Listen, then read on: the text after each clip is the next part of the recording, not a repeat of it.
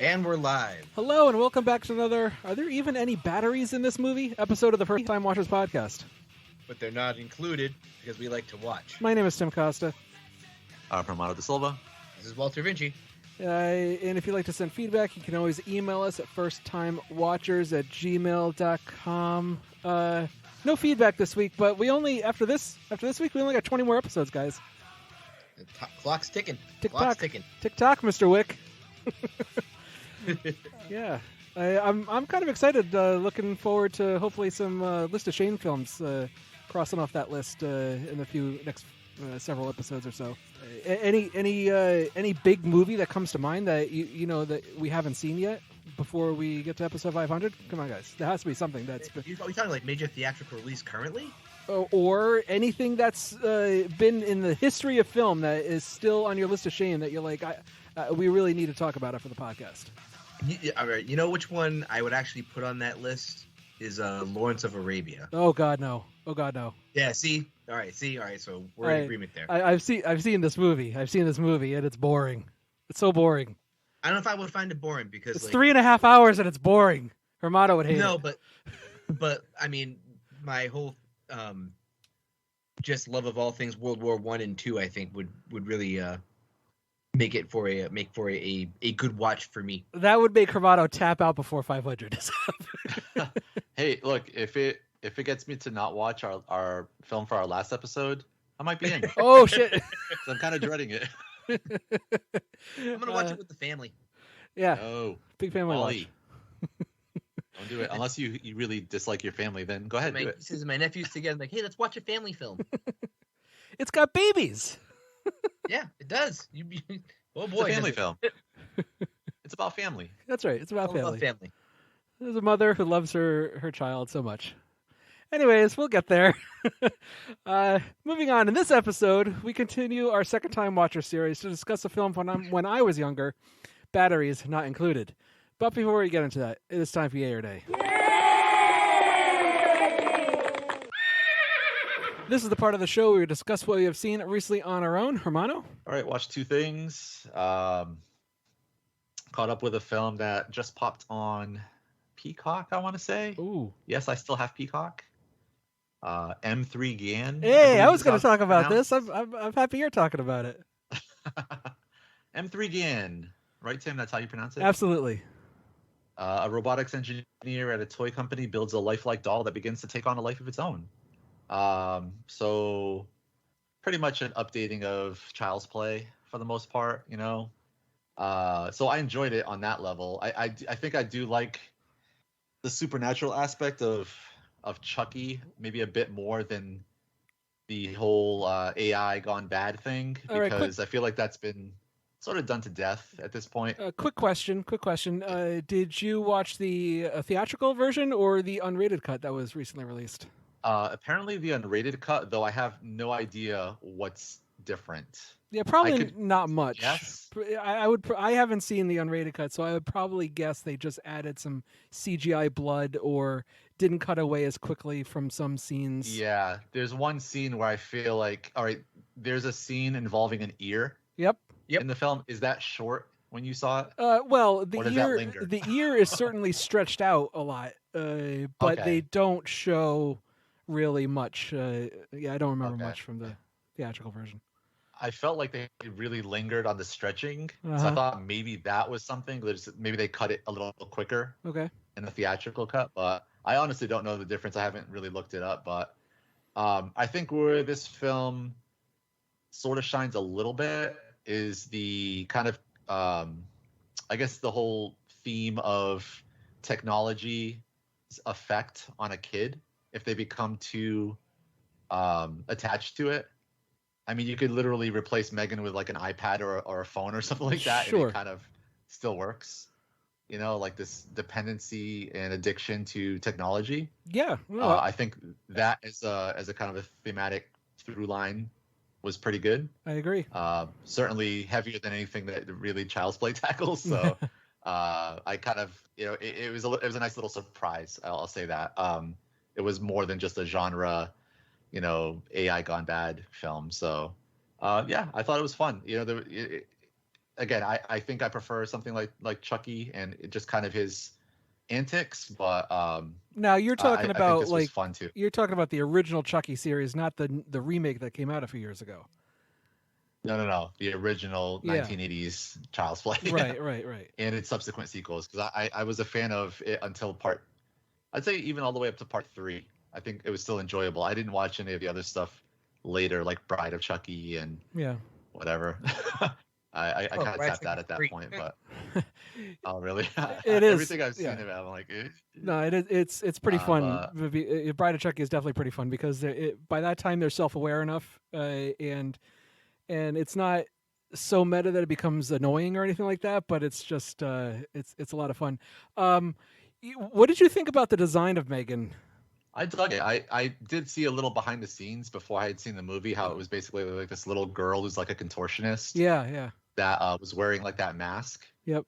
How they got, some of the more lifelike like dances and movements. I thought it was a really good, like perfect uncanny valley of features and motion. I think they did a good job. Yeah, no, definitely. And it's kind of, it's unsettling, but just almost passes by as like a little girl, right? But there is, like you said, like that uncanny valley. It's the face just looks, I don't know, not all there. It's just, I don't know, it's hard to explain, but like, yes, it's unsettling, and it kind of works as like something you could see them mass producing. But like a Furby would still be unsettling. Right. Speaking of Furby, did you you had to crack a smile at the opening of this movie with the fake commercial? Oh yeah. I mean, it was cheesy on purpose. Yeah. Obviously, but like it was fun. It worked. Like I literally for a second was like, because Peacock does show ads. Yeah. Before they start the movie, the way they do it is like they'll front load it. So like they'll show you like 3 minutes of ads or something. Yeah. And then the whole movie, it's not interrupted. Right. So like when the movie starts with an ad, I'm kind of just looking at it for a second. I'm like, is this still an ad? That's funny. Like, this seems almost like something I would see on Nickelodeon when my kids are watching their, SpongeBob or whatever. Right. But yeah, it was fun. Yay for M3 GAN. And then I watched Pie Art Tim Cinema. I was told from last year. Mm-hmm. Babylon. Yeah. You saw this, Tim? Oh, I did see this. You loved it? I wouldn't say I loved it. I liked a lot of it, and it's also a lot. It's a whole lot of movie. It's a whole lot of movie. It is definitely a lot. Yeah. Are you guys familiar with the term try hard? Oh. Yep. I feel like the first half an hour of this film feels like the textbook definition of try hard. That's fair. It's like, look, guys, it's like someone grabbing you by the shoulders and shaking you, and like, look, wasn't Hollywood crazy in its early days? It's like, oh my God, dude. Like, it was so much. And I was just like, and then, then it settles down a bit, though it does kind of ramp up a lot throughout. But I enjoyed it for the most part. I didn't love it. I think there were lulls where I was just like, okay. And I don't know if you're with me, Tim, but I found a lot of the characters like really unlikable. Like Margot Robbie, Brad Pitt, I just was not on board with anything. Yeah. Especially Margot Robbie. Yeah, no, I can see that. And well, I'm even what's the guy that she befriends in the beginning of the movie and then we follow through a good portion? What was his name? I forget. Like Manny or something? Yeah, Manny, that's right. He's kind of the through line. Yeah, he was kind of more unlikable to me. I found, look, Margot Robbie, it's hard to get past her appearance and her overall screen presence because she's just so magnetic, and her ability to perform is astounding to me. So she really dives into the role here. And there's several scenes in here which are kind of iconic for me. There's a party scene, where she goes nuts and eventually throws up. That's pretty great. But then, there's her first acting scene and in the silent film, and just her ability to draw tears on cue. and then also the first talkie that she which is I think the best scene of the movie, the filming of the first talkie where they have to drown out any kind of outside sound, which is such an interesting dichotomy compared to what you saw previously and how they were filming all these silent movies in one big area all at the same time with just kind of insanity going around. So, and that's that fucking scene on the stage where they have the cameraman and the hot box and the sound guy keeps interrupting. Oh my God. I was in stitches. Yeah, that's a great scene. But for me, the scene of the movie is when the Spike Jonze scene when they're trying to get the camera. Yeah. Yes. They've damaged all their cameras for that like big action epic, and it like really captured the sometimes flying by the seat of your pants aspect to getting a shot or making a film in general. Right. Like that's the thing where I think the film does really well is it captures the chaos of sometimes making a film. I mean, we've all done like the 48 hours. We know that we're under those time constraints, it's just automatically chaotic. But in this film, it's like for different reasons, like the addition of sound all of a sudden and all those things that all the problems that would bring for people that weren't used to having to worry about outside interference, outside sounds. Yeah. And kind of all the new, things that arises from that issue.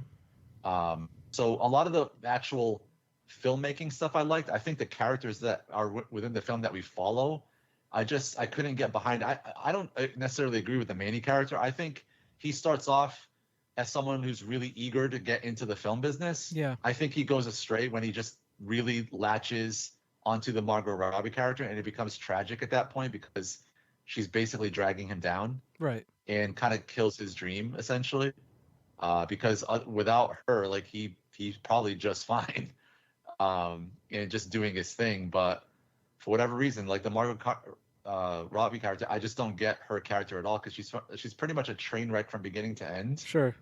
The Brad Pitt character, I think I get behind a little bit more as someone who's like, someone who's transitioning from silent films to talkies and kind of older already at this point. Right. And kind of being aged out a little bit, and how that kind of relates to, I guess, something that every actor eventually goes through, and probably something that he's sort of maybe potentially going through, not getting all those young guy roles anymore. Have you, Hermano, have you ever seen the musical Singing in the Rain? No. Yeah, so I thought we did an episode on that, no? Yes, we did, but Hermano was not here for that. And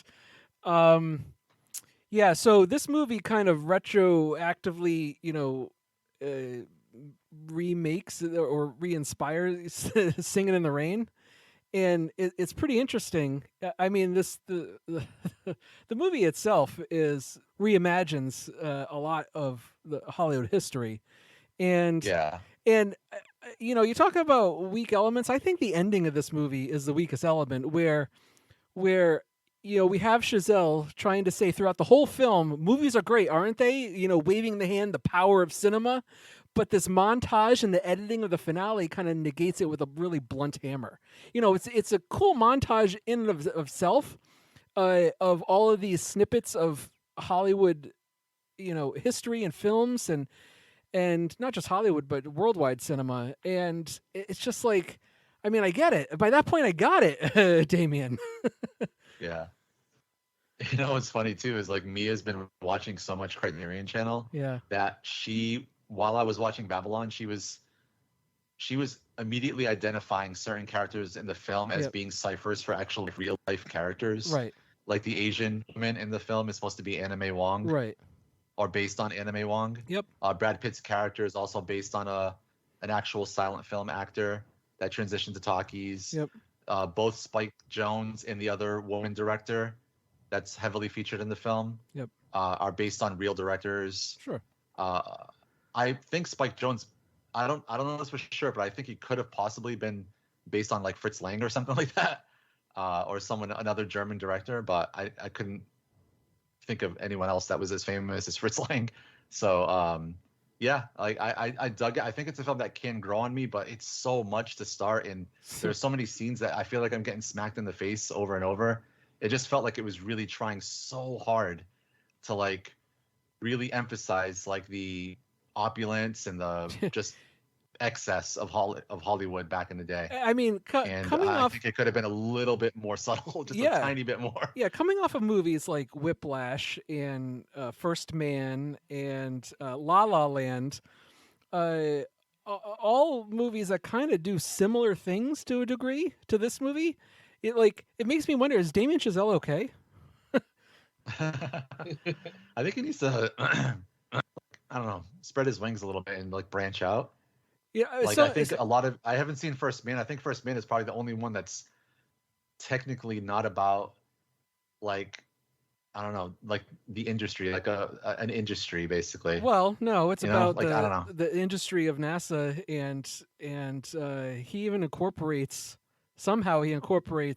jazz music into that, or really? Oh my god, it's the only one I skipped, and I didn't know for sure, but I'm not shocked to hear that. Man, dude, I would totally recommend. It's like a mild EA. I think it can grow. But I would totally recommend First Man to you because that movie is phenomenal, and I think you would really connect to it because he does a great job of making it more of a family film, like a movie about family, and the main character going through loss and grief. So yeah, definitely watch that movie. And watch how he's stepping on Vin Diesel's toes. Films about family.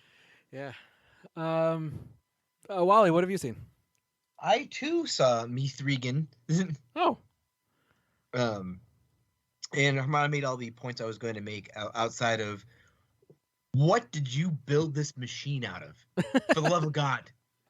Like you built a toy like this? Like without giving too much away, like she's like as the movie like gets like right up to its climax, I'm like, why would you build this thing?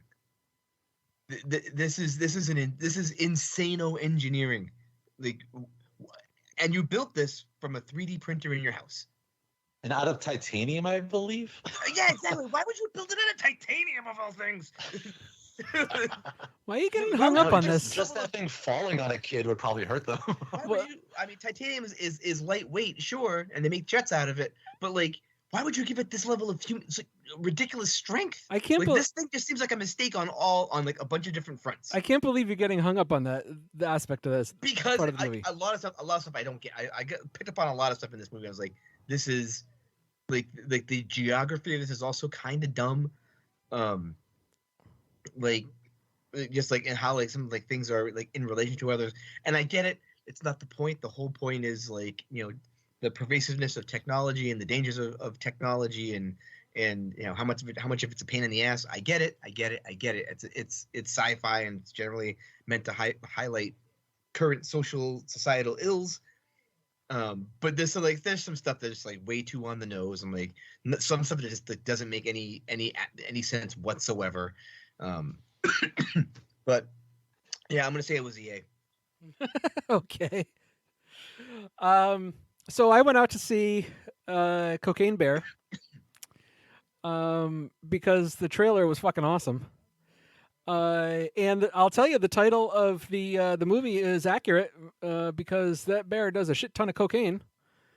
Now, if you're unfamiliar with the premise of this movie, it's inspired by, and I do use the word inspired very loosely, by the 1980-something case of dealers, some drug movers who were moving bags of cocaine by plane and dropping them off in a forest or whatever, and some guy who was parachuting down, his parachute didn't work, and he killed him. He died, and the rest of the cocaine was still not found to this day, but upon investigation of the area and the surrounding forest, they found a bear that had died of a cocaine overdose, and essentially all of its organs had just like exploded because it ingested so much cocaine.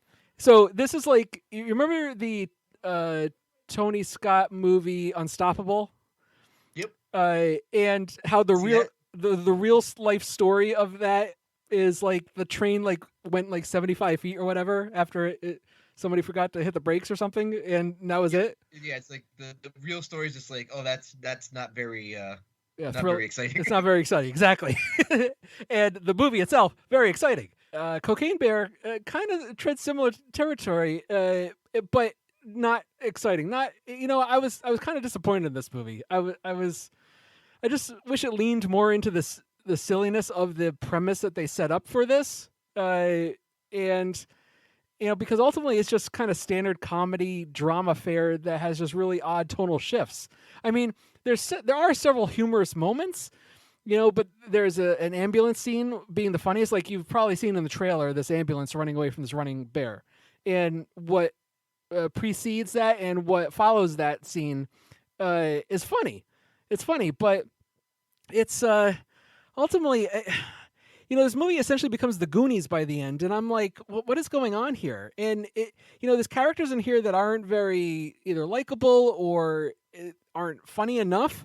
They insert a couple of preteens in this movie that ingest cocaine, but they don't lean into that absurdity enough. And I was just like kind of sitting in the theater, like not laughing a lot. And I was really bummed as the movie was going on. I was like, this movie should be funnier.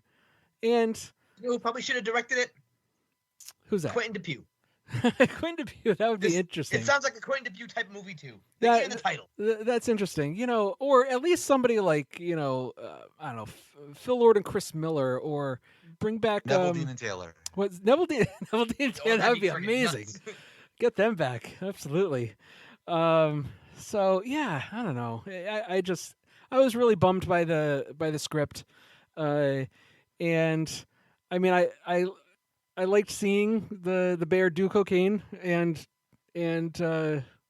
just do silly things and then go on rampages and stuff like that. But there's even not enough of that. So sadly enough. So I guess a nay for Cocaine Bear.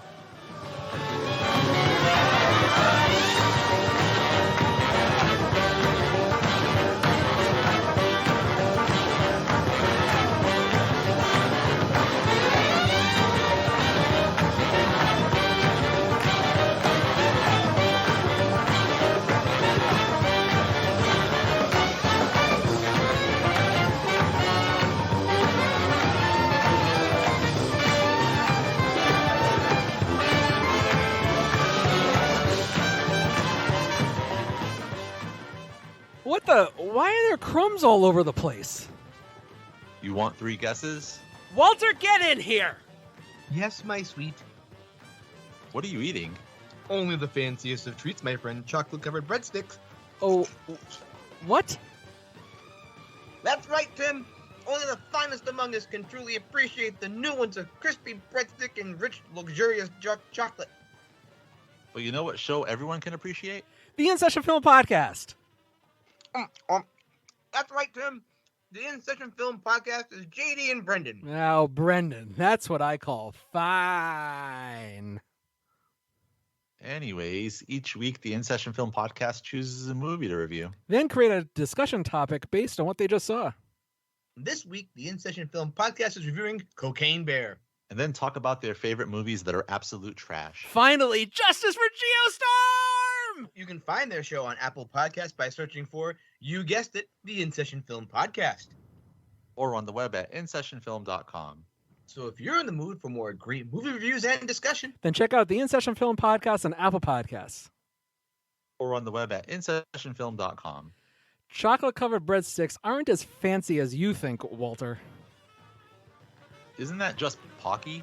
I'll have you know, gents, that these quiescently formed confections are also laced with real gold. Which reminds me, I need to return this to you. Wait, is that my credit card?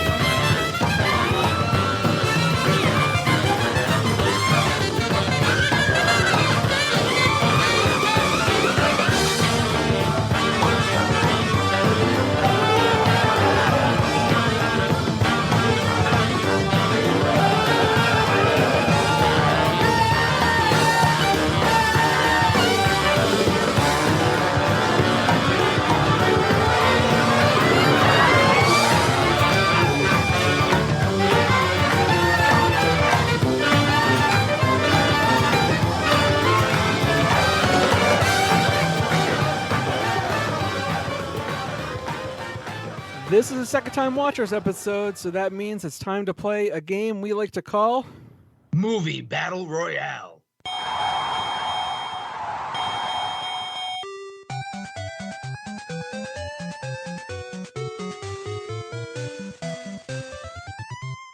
This is where we use flickchart.com to create our collective top 10 list of all time. We'll pit with 5 pairings of movies and decide which one is better with each battle. Are we ready? Let them fight. First up, Lara Croft Tomb Raider versus Serenity, the sci-fi Serenity movie that was the follow-up to Firefly. Oh, Serenity then by a long shot. And this is like the Angelina Jolie Lara Croft Tomb Raider. Correct. Yeah, absolutely Serenity. Hermano. Okay, bad news, Wally. Oh, no. I technically have never seen Serenity in its entirety. Oh no. Have you I know seen... me as a huge fan, I've been in the room sometimes when she's watching it, but I've never actually sat down from beginning to end and watched it. Have you seen Firefly at least? No. Oh, you gotta watch. Oh yeah, Firefly. you need to remedy that. You should absolutely watch Firefly before you watch Serenity. It's only one season. More bad news. I did watch a little bit of Firefly. No. I was not a huge fan. Boo! Boo! Oh, you break my heart, dude. That Boo. show was awesome. Great I theme. always, you know what it was, and I tell Mia this all the time, and she always gets kind of mad at me. Is like I feel like Firefly is kind of a ripoff of Outlaw Star and Cowboy Bebop combined. Okay. A great theme song. I can see how it's derivative. I get that. Wally, remember? It just, I don't know. It seems like almost exact copy of Outlaw Star, especially. Outlaw Star was fun. Yeah. Wally, you remember the theme song to Firefly? I made T-shirts on. Oh yeah. Take my love, take my land, Yeah. take me where I cannot stand. Good job. I don't care. I'm still free. You can't take the sky from me. Nice. I'm gonna loop that. It's gonna be a theme song from going on. All right. It's gonna be Lara Croft Tomb Raider versus Batman Returns. Come on. Batman Returns. Sorry, I did not like the Lara Croft Tomb Raider all that much. I thought it was dumb and boring, and that was part of the problem. Batman Returns, not dumb, not boring, fun. Nope, entertaining as fuck. That's right. Is that that's the Danny DeVito one, right? Yes. Yep. Ugh. Oh come on, come I on. don't like either of these films. Penguin? No, I just remember that film being so boring. No way. By default, it wins because I definitely did not like the Angelina Jolie Tomb Raider that much. All right, moving on. The Devil's Advocate versus Austin Powers and Goldmember. Devil's Advocate. Keanu is an absolute trash fire of a movie compared to the other. Al Pacino, Charlize. Charlize. Yep. Yeah, Devil's Advocate. Just for Al Pacino, like chewing the scenery in every goddamn scene in that movie. 100%. Does not let up on the gas for even a second. Nope. Next up, The Hangover versus Alien 3. Now, have you guys seen the assembly cut of Alien 3? I have not seen the assembly cut of Alien 3. Possibly. I get them all mixed up because how many different cuts are there of Alien 3? I think there's only 2 cuts. Oh, really? I bought the box set, the Blu-ray box set, so I might have because I went through all of them and saw all of them again. I see. But So I don't recall it. it's been a while. Alien 3 is the one that takes place on the prison planet? Correct. Yes. Yeah, okay.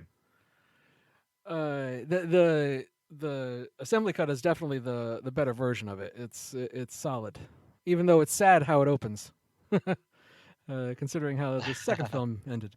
I mean, they had to. I guess. The third one didn't come out till way later. So what? Recast. No. Oh no. Okay. David Lynch is not going to recast. He wants absolute authenticity. David Fincher at that time in 1992 when his first film. No, come on. I think I said David Lynch too. I messed up.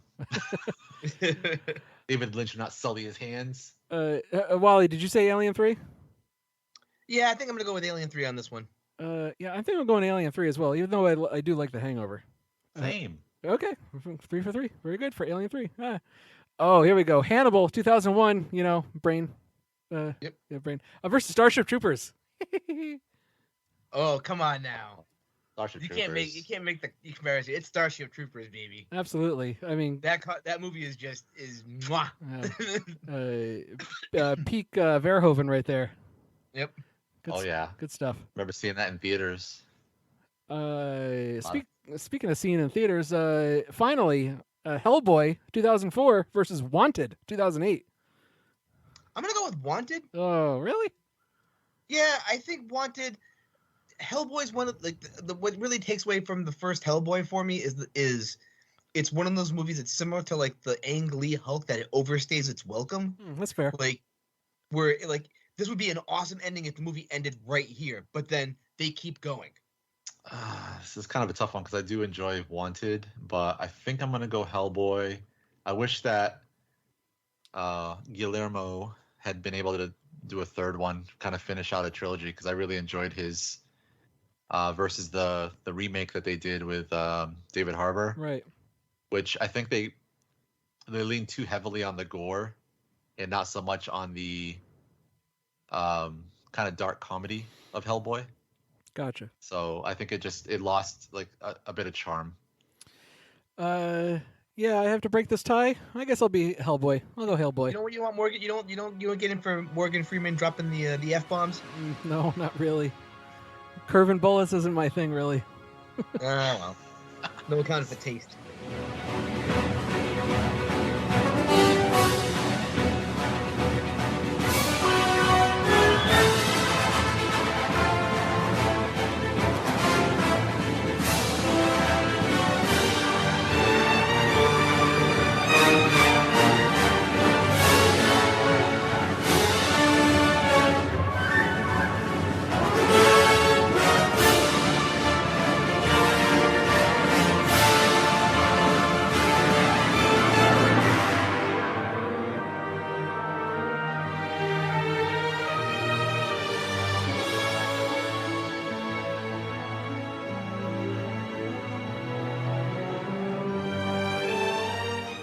On the Simplistic Reviews podcast, we talk movies.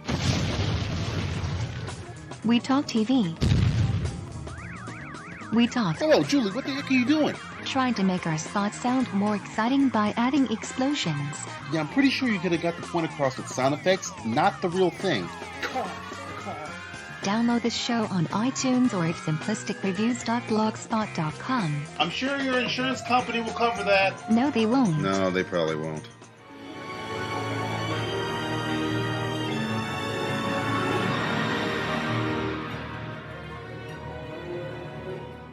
This podcast is a proud member of the Lamb Podcasting Network. Find the network at largeassmovieblogs.com.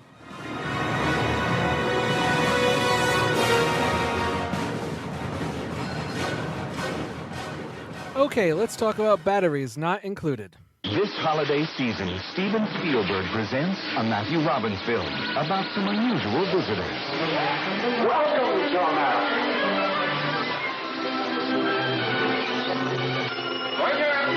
This Sunday, December 13th, enjoy a holiday gift from Universal Pictures, a special movie preview. All families admitted free. Batteries not included. Rated PG. This Sunday, one show only. All families admitted free. The plot. Aliens help a feisty old New York couple in their battle against the ruthless land developer who's out to evict them. The director, Matthew Robbins, the actors, Hume Cronin, Jessica Tandy, Frank McRae, and some others, including Elizabeth Pena. Let me tell you guys why I chose this as a second-time watcher's pick. I saw it in the theater in 1987. My memory as a 9-year-old is that I liked it. I haven't seen it since, and I thought it'd be good for this second-time watchers episode. That's it, really. I had almost zero memory of this movie, other than the fact that it was appropriate, I guess, at the time, maybe for a 9-year-old. And that's, I mean, I have nothing else. You, Hermano, in the past, you have said, you know, what is the ethos essentially of second-time watchers? And it's to take these films that we've saw, maybe had a fond memory of, and see how they hold up to today's viewings, you know? And that's exactly why I chose it. other than also losing out to Star Trek II: The Wrath of Khan in a poll last year. But yeah, that's it. So, Hermano, what is your history with this movie, and what was this watch for you like? Okay, so I was 11 the year this came out. I remember seeing it. I definitely didn't see it a ton, and watching it this time, I can definitely understand why, because it's weird that it's rated PG, but it there's no way they could have marketed this to kids. Are you kidding me? I mean, are you kidding me? All you have to do is put those robot aliens in a commercial, edit that in with some funky music, and you got kids going to the theater. yes, but that's lying to kids. I'm saying that this does not feel like a film that they could have easily, especially after first screenings, like word of mouth alone would have killed this film as a kids film. Because I'm watching the trailer right now as I'm talking, and they heavily feature the human characters and barely feature the little UFO alien spaceship things. But that's not to say that film is just like you were saying, Tim, watching a film from when you were young and then reevaluating it when you're older. This film is like the perfect example of a film that I think I didn't appreciate that much as a kid's film, but appreciate it a lot more watching it as an adult. Because I think I got behind it a lot more, and I got behind, the human element of it a lot more. Because as a kid, I could care less about, old people dealing with being evicted from their building that's dilapidated, and a bunch of other adults that are also being, trying to be forced out and stuff like that. Like, all I would have really cared about as a kid, even at 11 years old, would have been the robots. And they don't feature heavily. I mean, there's scenes where they don't talk; they just float around and do things. I think it works better for me as a film for adults that's just sweet and like charming, versus a film that is basically like a live action Up. So yeah, I definitely got behind it a lot more. I definitely dug a lot of the kind of the more emotional elements with the two main elderly people, and the wife played by Jessica Tandy dealing with dementia, not being able to remember things quite accurately. Her husband having to deal with that, as well as all the stressors of dealing with their old neighborhood crumbling around them. Like the pregnant woman, like all that stuff. Like it's it hits as an adult, where as a kid that just glossed right over me. I was like, I don't know. I don't know what adult problems are.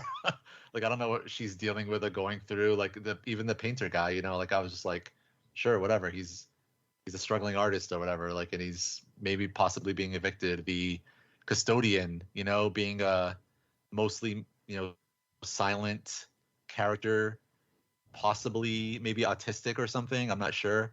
All that stuff would have gone over my head, but obviously worked a lot more for me this time, and I was able to pick up on a lot of those elements this time. So I think it works better as a film that's more of like a family film, like you watch with your kids and then maybe explain things to them as they have questions. But as a film that I can see why I never saw this a bunch. Like, just there's no way I would have ever picked this over something like Back to the Future or Indiana Jones to watch for the 100th time. You know what I mean? So, right. But overall, that's not to say I did enjoy it. I liked it a lot. So, yeah. What did you guys think? Wally, what is your history with this movie, and what was this visit like for you? So Tim sniped me on this one. This was actually also on my second time watchers list. I remember watching this. I remember seeing the trailers for it as a kid and really wanting to see it, because like some of the little kid humor that's in it still appeals to me as an adult. Specifically, the scene that I remember clear as a bell is when the little what's-it gets like disguised as a cheeseburger. Okay. So like kid me is like thinks that's absolutely hilarious, and adult me still thinks that's absolutely hilarious. And I knew that I wanted to see it. When I was younger, I didn't get to see it in the theater, but I think saw it on VHS tape like during school at one point when they had like audio visual day. I think they might have played this for us. So again, pretty blank memory. It's been a long time since I've seen this movie. So it's hard for me to compare it to the kid in me, but the adult in me enjoyed it.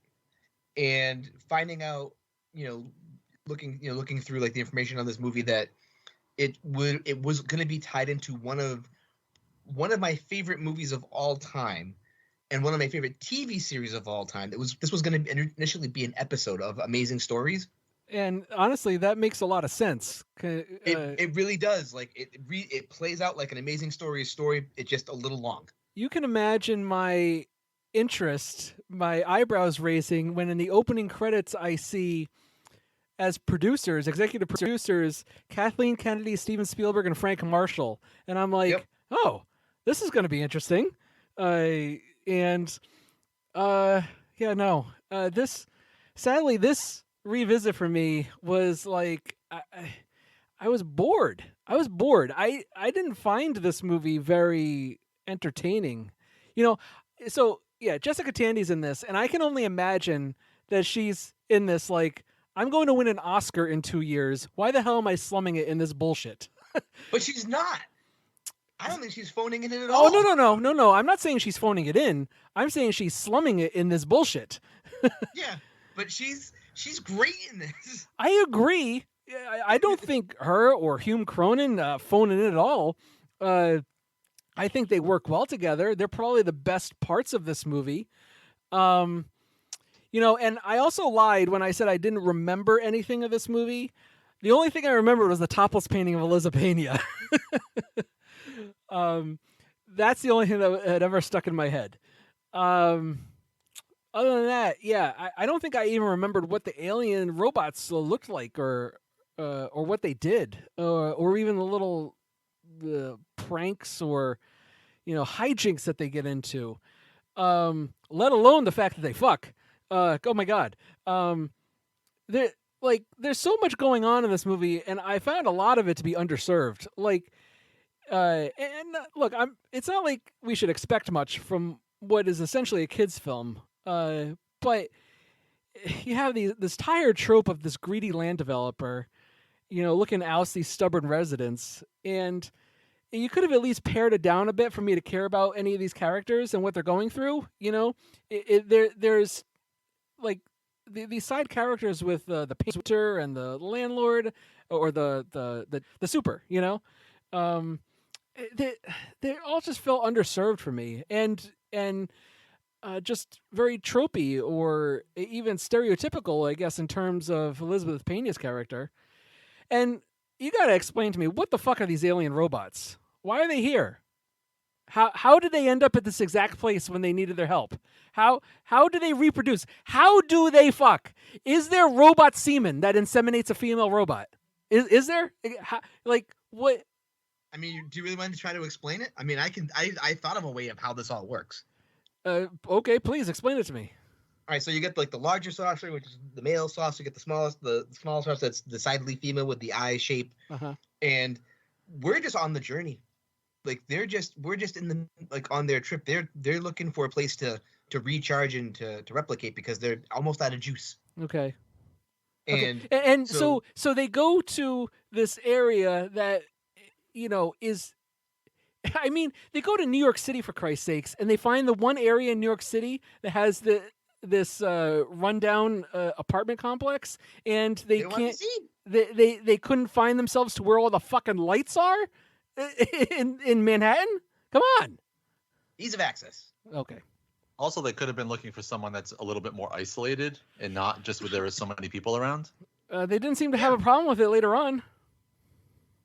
At that point, the jig's up. All right, I have a theory. Okay. And it has to do with Tim. Oh. I think my theory is that Tim has a real hard time with magical realism. See, because you also lob a lot of criticisms at the movie Up, which shares a lot of similarities with this film. Interesting. and you have a lot of, qualms about, you know, the dogs flying the planes and, you know, a bunch of balloons being able to lift a house. You know, all these things. I'm like, it's just magical realism. It's not meant to be taken seriously on any level. It's just an adventure. Why do I not have a problem with something like Inside Out, where, you know, I don't know. Like, whenever you make the criticisms of like Up, for example, like I just mentioned, I could name every other Pixar film, Ratatouille, Inside Out. They all have magical realism. Absolutely, elements. Great movies. So why do you nitpick Up but not the others? It's the rule. It's the rule establishing. Tim doesn't pick up. I don't think Tim picks at like Inside Out because it's not magical realism. No, it's more. I think it's more grounded in reality for Tim because like it is just basically having feelings. But no, it's rules. It's establishing rules. It's establishing the ground rules of the universe that you're creating for me. So I have no problem with magical realism, but you have to make it realistic within the context of the universe that you have created. And if you don't do that, if you don't offer enough for me to grab onto, like there's so much that's not described. I mean, they spend so much time on this fucking guy who's being paid by the land developer to oust them, and that I'm like, I don't care about that. It's not necessary for me to understand who this guy is and who is paying him off, and who is giving him orders. I'm more interested in the people who are in peril, who have this plight.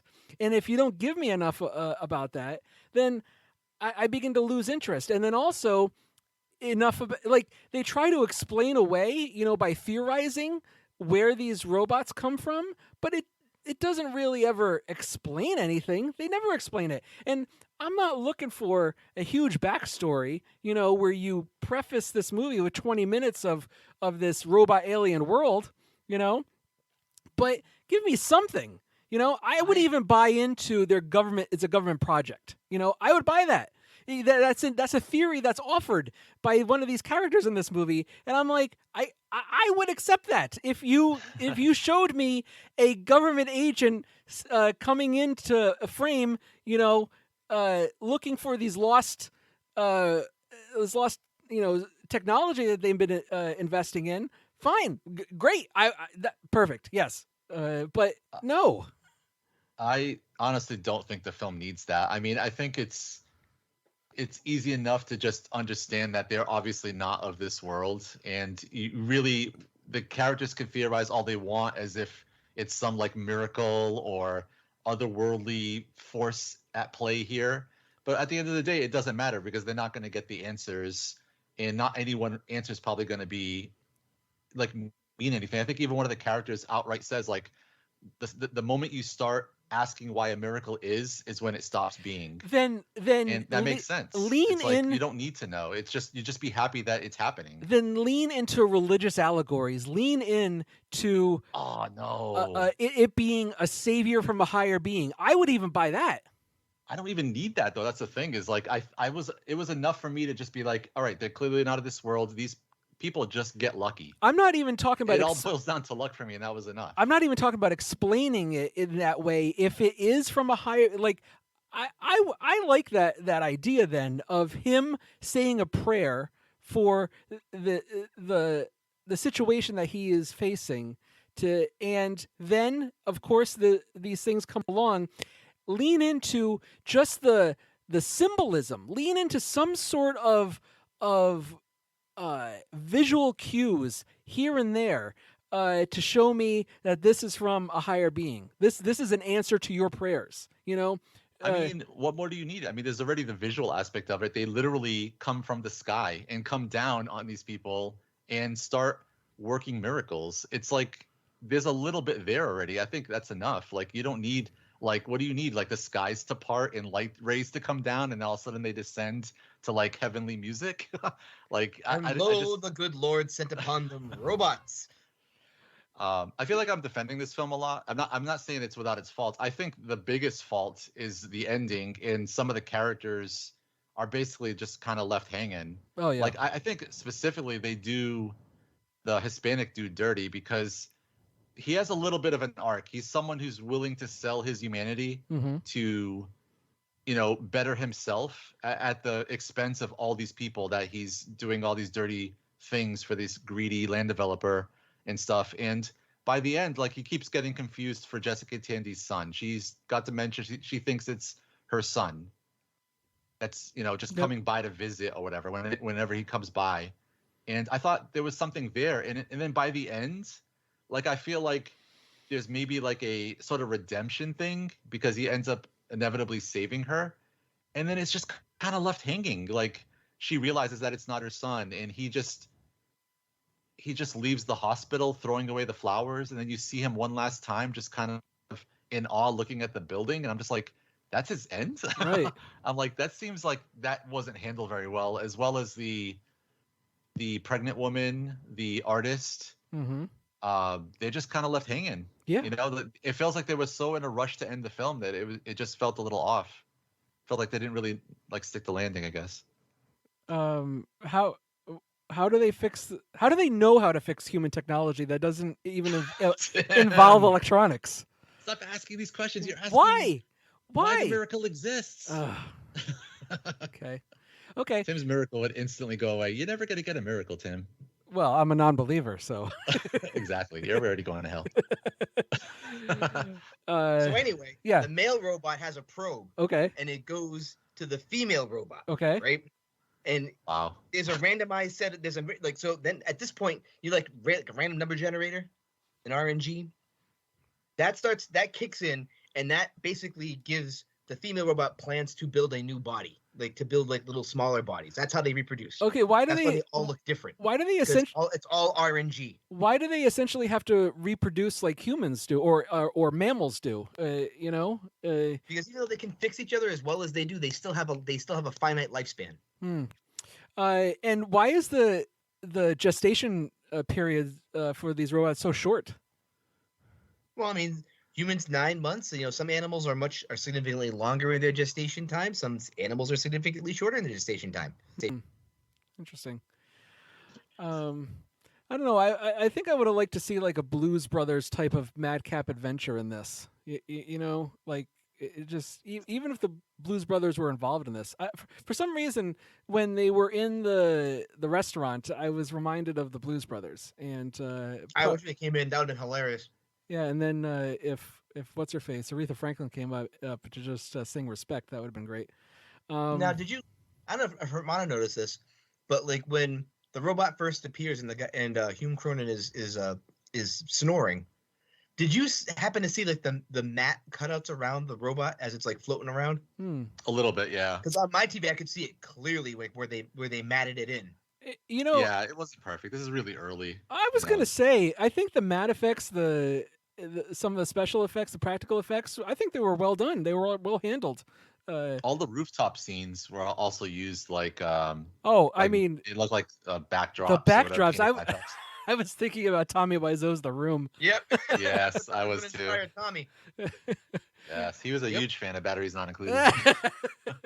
Just needed more footballs. Yeah, I don't know. Anything else you guys want to mention that you liked, didn't like?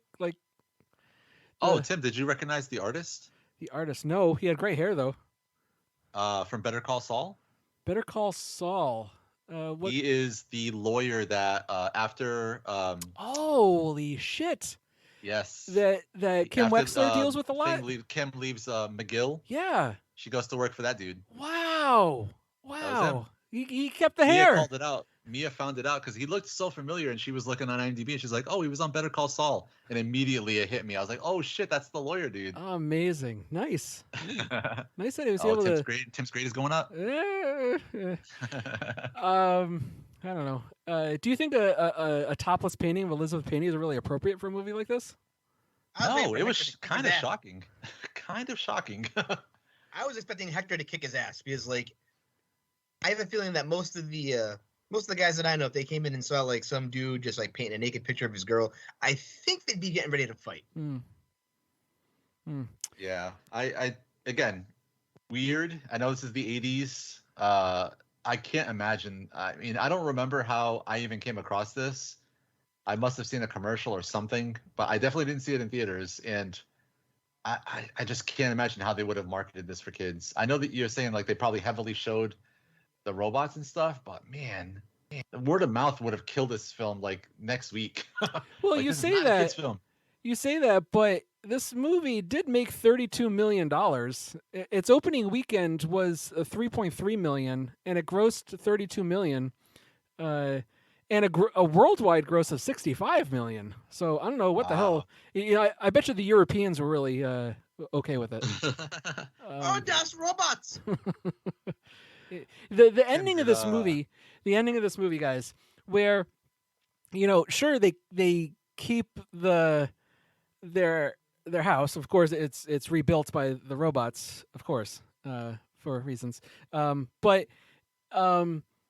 it shows it in the middle of this huge development that, anyways, the land developer got his way. No matter what, he still got everything except for that little plot of land.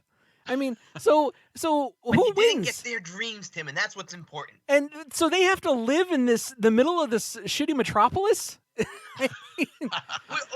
What's better, living in the middle of a fucking rubble field? Tim, we have the technology now. We're gonna add an additional 5 minutes. We're gonna extend it out. We're gonna see a bunch of balloons pop out of the building, and then see it float away. Yes. And then this is like the precursor to Up. Fine, perfect, absolutely. I can't wait for the live action. You know what was funny? Yeah. Did you notice who wrote this film? Who's one that? of the writers? Yeah, I think I did see this. Yes. Brad Bird. Yes, that's right. Yes. Big Pixar guy. Yeah. I know he didn't direct Up, but I mean, come on. Yeah, absolutely. Yeah. There's no denying that this film had to be some inspiration for Up. I don't doubt it. I don't doubt it. Yeah, I don't know. I just felt bad for Jessica Tandy in this. More bad in this or in The Birds? The Birds. Oh gosh, I'm trying to remember. She was the mom. She was the mom in The Birds. The mom of the main dude. Well, The Birds is a better film. I don't know. I think she's more memorable in this movie than in The Birds. I thought she was great in this. I echo what Wally said. She was definitely putting in probably the most lively performance, and she has to sort of, I don't want to say play two different characters because it's not quite right, but she's definitely, doing a little bit more heavy lifting, I would say, than a lot of the other actors. Fair. Yeah, no, fair enough. Okay, let's get into grades. Wally, as a kid, what would you have graded this, and now as an adult? I think as a kid, this would have been like a B+ movie. As an adult, it's probably still a solid like B-. Yeah, as a kid, I probably would have liked this. I probably would have been entertained. I probably would have given it something like an A-. But as an adult, oof, this is a C- movie. A kid's film with quirky robots should not be this boring. Hermano. As a kid, this is a B- on a good day. As an adult, I'm going all the way up to a B+. Wow. I'm not going to go A because, like I said, there were it's not a perfect film. I think I appreciate it more as an adult, but this film is as much a kid's film as Cocoon is a kid's film. Okay. So our next second time watchers will be in a few weeks. And Hermano, why don't you tell us what you chose? I chose the original before Martin Lawrence and Will Smith. There was a different set of bad boys played by Sean Penn and Mr. Krabs. Clancy Brown from 1983, Bad Boys. I, much like a lot of the films I saw when I was younger, I was probably way too young to have seen this when I did. I was probably like 8 or 9. It deals with some at-risk youth going in and out of juvie, and just kind of the trials and tribulations of a kid growing up in the mean streets of New York. So, yeah, it's not exactly a kid's film, but I saw it when I was a kid, and I remember enjoying it.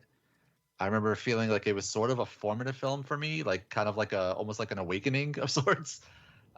So, yeah, I mean, I'm sure a lot of people probably have either never heard of this or only know the other Bad Boys.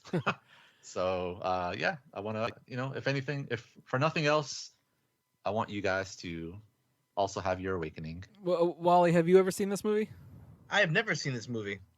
I think I've seen clips of it, parts of it, or something like that. I do recall like a Sean Penn in prison, something like that. But I don't think I've seen the whole thing. So this will be a first time watch for two of us, Hermano. Oh, I also say that this film is known has the notoriety of having one of the biggest film gaffes of all time. Something that was left in the film, in the actual theatrical version of the film, and still exists. And I hope it's kept in the version that we watch. Because when you guys see it, you're going to be like, how in the hell did the editors not see this?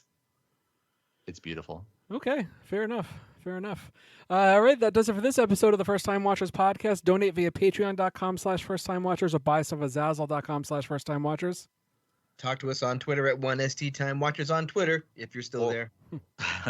Or write to us at our email, firsttimewatchers@gmail.com. Please leave a review for us on Apple Podcasts or Stitcher. We love feedback. If you have any suggestions of movies for us to watch, please send a tweet or an email. Speaking of suggestions, let's recommend a movie. I will go first. So, look, Batteries Not Included lost out to a vote that we put out to our listeners to Star Trek II, The Wrath of Khan. And I am actually currently going through the Star Trek movies rewatch again.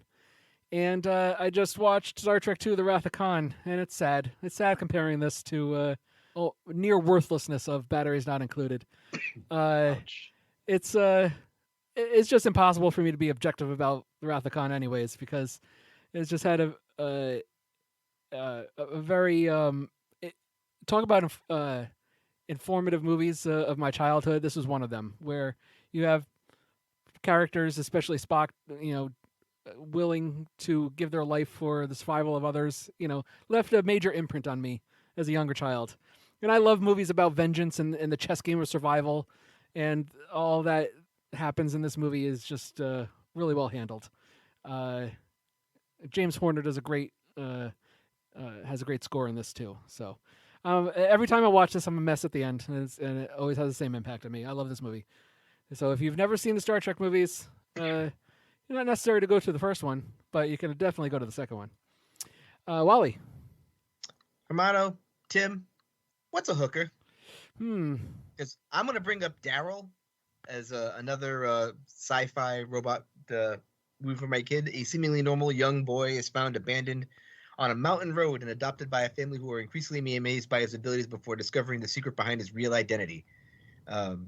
This movie, I remember also seeing this as a kid in school, like on AV day. And that's actually like one of the jokes that makes everybody, like all the kids laugh. So yeah, I'm going to recommend this one just because of it's robot adjacent. Hermano? Okay, I'm going to bring up something that, Tim, correct me if I'm wrong. I think we might have reviewed this, or maybe we just all watched it separately. I can't recall, but I just revisited a film from early in the days of First Time Watchers from 2009, Triangle. Oh. Do you remember this one, Tim? I do. I do remember discussing it. I'm not sure if it was a main review, but I actually, I've said I'm part of a film club, and this was another person's pick about a year or so ago. Oh, so you got to revisit it? I had to revisit it, yeah. Yeah, did it grow on you? I remember you kind of not being a huge fan. No, it did not. It did not. Okay, I wouldn't say it grew on me either, but I feel pretty much about the same. It didn't go down or up. I think it's pretty good. A film that the less you know, the better. If you trust my opinion at all in the past, I would say check this out. And you might be surprised. I think it's pretty well done for a film that's, I'd say, relatively low budget and has a pretty decent premise. I don't think they nail it, but they do a pretty good job of it. So there are from 2009, Triangle. There are two comps that I think are far superior, and that is Time Crimes and Beyond the Infinite 2 Minutes. Yes. And I think you gave away too much. All right, stay tuned for our next episode. We'll be crossing off a list of shame by discussing the 1932 Marlene Dietrich film Shanghai Express. That's the First Time Watchers podcast because we like to watch.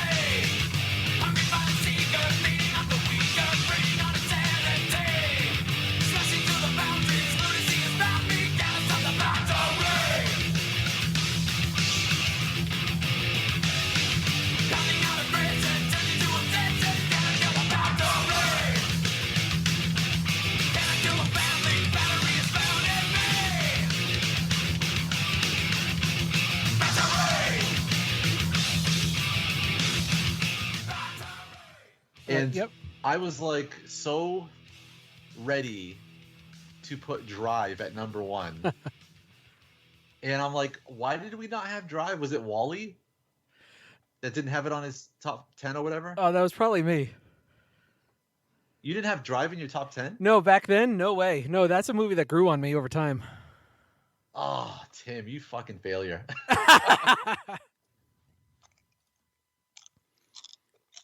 All right, not now. Are you doing that now? I want to test it. I heard it. It needs to be louder, though. I'll get a little bit closer. Okay. I'm working with Cheez-Its here, so. All right, here we go. Also, I haven't had Cheez-Its in God knows how long. I forgot how good they are.